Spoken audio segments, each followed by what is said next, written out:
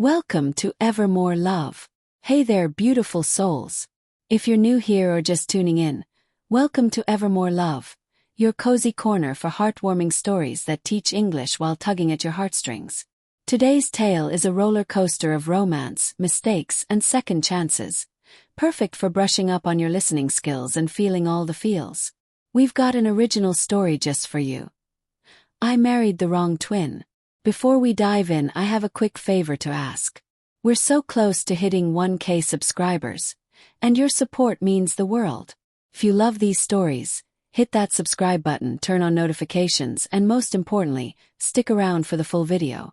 Watching till the end helps our channel grow and brings more magic like this your way. Ready? Let's get lost in the story. I Married the Wrong Twin. The rain-slicked streets of Willowbrook gleamed under the amber glow of street lamps as Elena hurried toward the old Victorian house on Elm Street. Her heart pounded like the thunder rumbling in the distance, not from the storm, but from the letter clutched in her trembling hand. It was from Marcus, her Marcus, the man she'd loved since they were awkward teenagers swapping secrets under the willow tree in her backyard. But this wasn't a love letter. It was a confession, scrawled in his familiar looping handwriting. Elena, I couldn't stay silent anymore. It was me all along. Meet me tonight. Forgive me. She hadn't seen him in 5 years, not since the wedding. The wedding where she'd said, I do, to the wrong twin. It all started in the sun-drenched summer of 2018, when Elena first met the Hargrove brothers. Marcus and Miles were identical in every way that mattered to the eye. Tall, with tousled chestnut hair that caught the light like autumn leaves, piercing green eyes that sparkled with mischief, and smiles that could disarm a storm. But beneath the surface, they were worlds apart. Marcus was the dreamer, the one who sketched poetry in the margins of his notebooks and whispered promises of forever while tracing constellations on her skin. Miles was the pragmatist, the brother who built empires in boardrooms and measured love in grand gestures. Diamonds, destinations, declarations that echoed but never quite lingered. Elena had been 25, fresh out of art school, waitressing at a quaint cafe in downtown Willowbrook to make ends meet. Marcus wandered in one rainy afternoon, his sketchpad sodden, seeking refuge from the downpour. He ordered a black coffee and lingered, his eyes locking onto hers as she balanced trays of steaming lattes. You're like a painting come to life, he said, his voice soft as the patter of rain on the windowpane. She laughed it off at first, but by closing time, they were sharing stories over leftover croissants. His fingers brushing hers as he passed her a napkin doodled with a whimsical portrait of her laughing.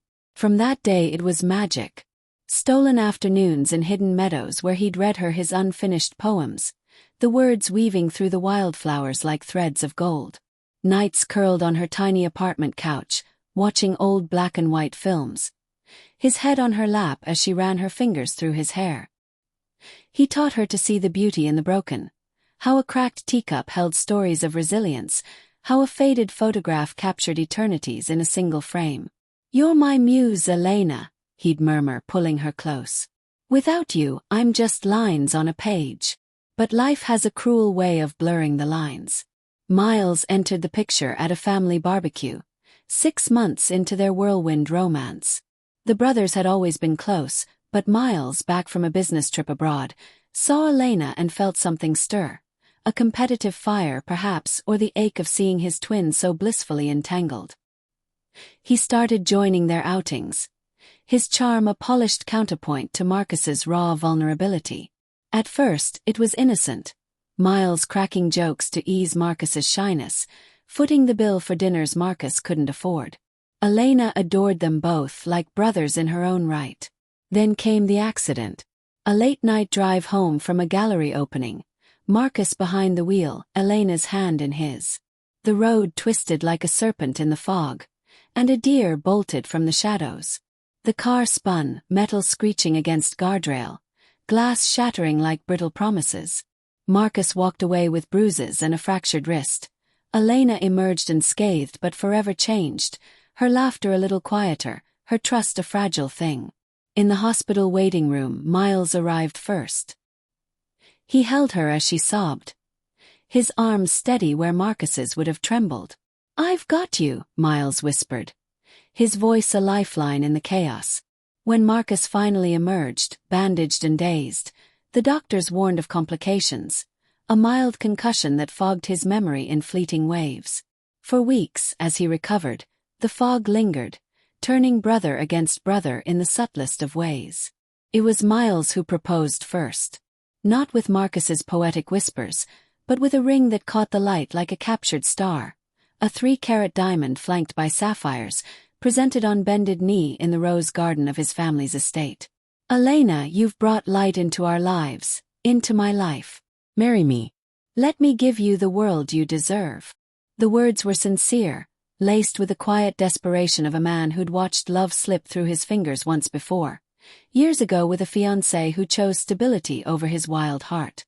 Miles had always been the safe twin, the one their parents praised for his ambition, but deep down, he craved the depth Marcus embodied so effortlessly. Elena hesitated, her heart a battlefield. Marcus had been distant since the crash, lost in his sketches, murmuring apologies for burdens he never named. "I don't want to hold you back," he'd say, eyes averted.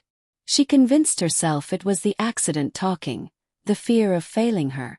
And Miles made her feel cherished in ways that filled the voids Marcus left unspoken.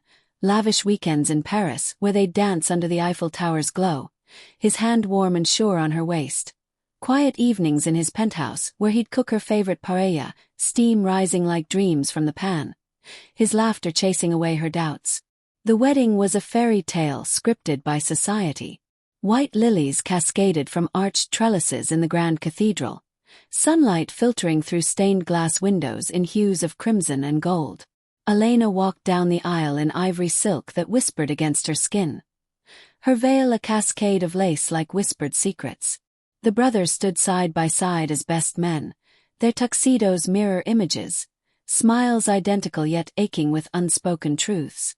Vows exchanged in a blur of rose-scented air, rings sliding onto fingers like seals on a pact. As Miles lifted her veil for the kiss, his lips met hers with a tenderness that bordered on reverence, and for a heartbeat, Elena believed she'd chosen right. The safe harbor, the steady flame. But cracks spiderwebbed through the honeymoon glow. In the Maldives' turquoise embrace, where palm fronds swayed like lovers' sighs, Miles's calls from his phone interrupted sunsets, deals closing, empires expanding. "It's just work, darling," he'd say, pulling her into his lap, but his eyes held the distance of boardrooms, not the intimacy of shared dreams. Back home, the penthouse gleamed with marble and modern art, but it echoed with emptiness. Marcus's visits grew rare, his hugs brief, his gaze lingering too long on the ring that bound her to his brother. 2 years into the marriage, the unraveling began in earnest. A forgotten anniversary, Miles buried in merger papers, a fight over her decision to reopen her art studio, his concern for financial security clashing with her soul's cry for creation. "I married you to build a life, Elena, not to watch you chase whims," he confessed one stormy night, regret etching lines on his face. She wept then, not for the words, but for the realization that love, true love, wasn't built on gestures alone. It was the quiet knowing, the soul-deep resonance she'd felt with Marcus under that willow tree. The divorce papers were signed on a crisp autumn day, leaves crunching underfoot like brittle memories. Miles held her hand through it, his voice breaking. "I thought I could be enough. I love you, Elena, fiercely.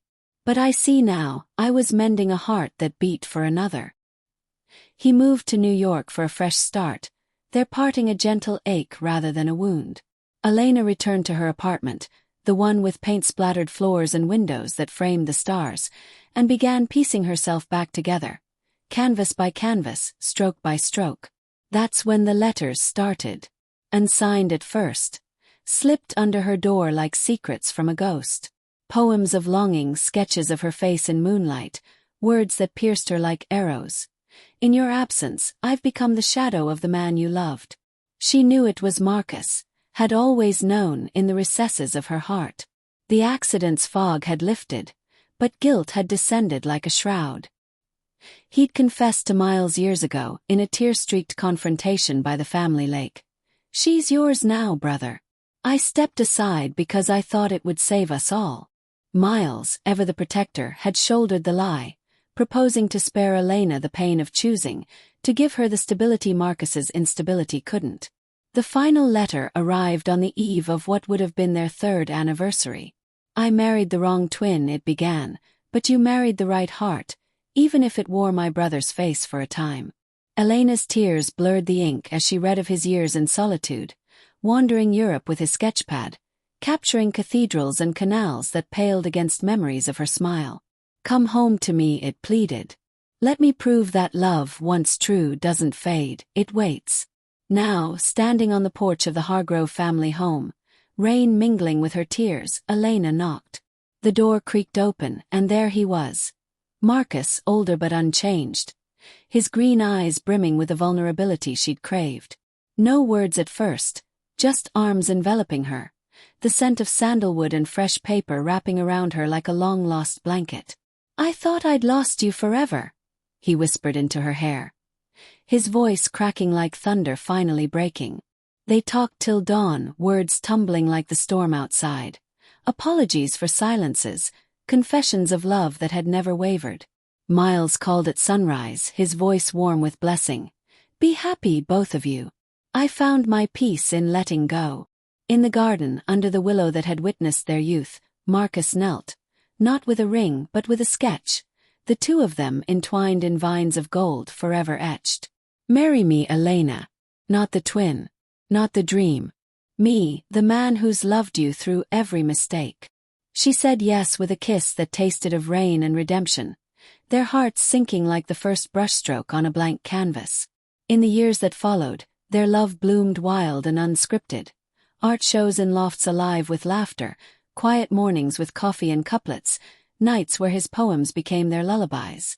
Challenges came as they do. The world's judgments on second chances, the shadows of old wounds flaring in quiet moments. But they faced them hand in hand, turning pain into pigment, doubt into depth. And in the end, Elena learned that love isn't about choosing right or wrong. It's about choosing again every day with the soul that sees you whole. Phew, what a journey, right? If that story stirred something in your heart or helped you practice your English along the way, I'd be over the moon if you'd subscribe to Evermore Love for more beautiful, original tales like this. Hit that button, drop a like, and share your thoughts in the comments. What's your take on second chances in love? Thanks for watching till the end. You're the reason we keep